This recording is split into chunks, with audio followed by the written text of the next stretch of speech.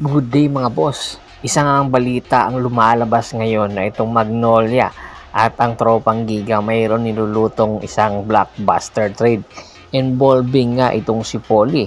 Matatandaan po, ilang konferensya na po ang nakalagay na pinag-uusapan nga po itong si Polly kung dapat pa ba itong manatili sa Magnolia Pambansang Manok Timplados.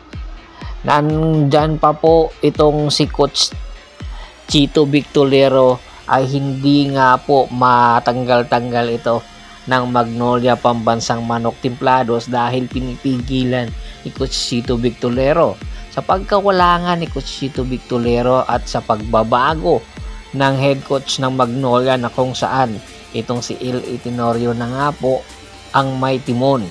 Ay malaki ang posibilidad na pakakawalan na rin itong si Polly. Unti-unti nang tatanggalin ni L.A. Tenorio yung mga veterano ng Magnolia Pambansang Manok Timplados. Oo, marami pa naman ang kayang gawin itong si Polly. Pero ayon sa isang report, naghahanap na paunti-unti rin itong si L.A. Tenorio ng mga batang player na pupwede niyang sandalan pagdating sa crunch time. Magaling pa naman daw itong si L.A. rather itong si Polly. Nakikita na daw ni Coach L.A. Tenorio yung kakayahan nito. Babagay din ito sa sistema na ipinapatakbo niya. Kanya lang, meron mga posibilidad or mga senaryo na tinitingnan at tinitimbang itong si Coach L.A. Tenorio kung bakit niya pakakawalan at ilagay sa trading block itong si Polly.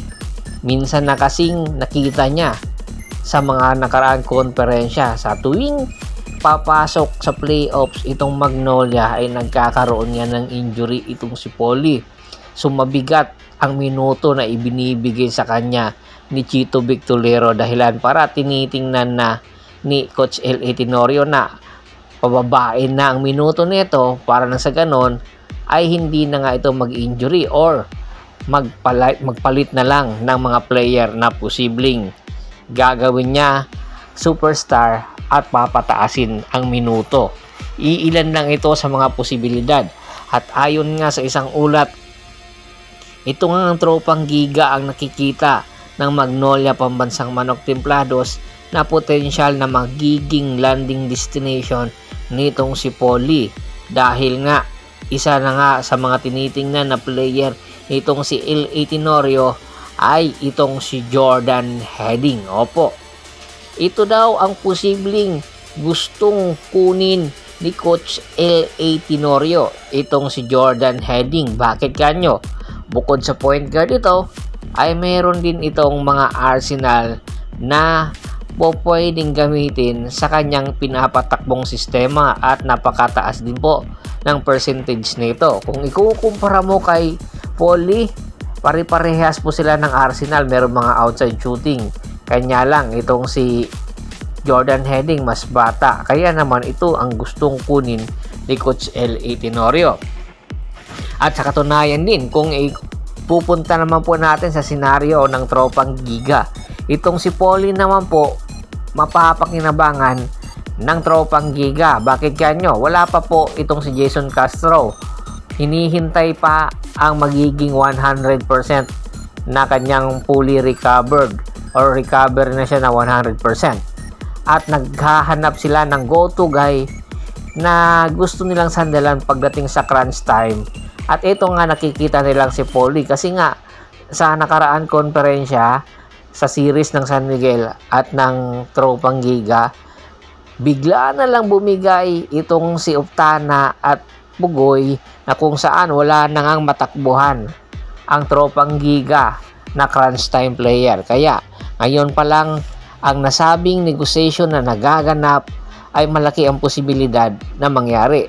At take note kung makuha man daw ng Magnolia rather ng tropang Giga itong si Polly, magdadagdag pa daw ang tropang Giga ng big man ngayon na kung saan available nga sa market.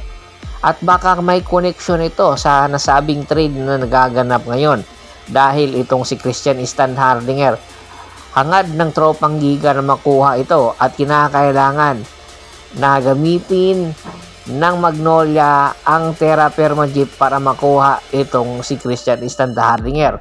At marami daw ibibigay ng mga player ang tropang Giga para lang makuha itong si Christian Standhardinger.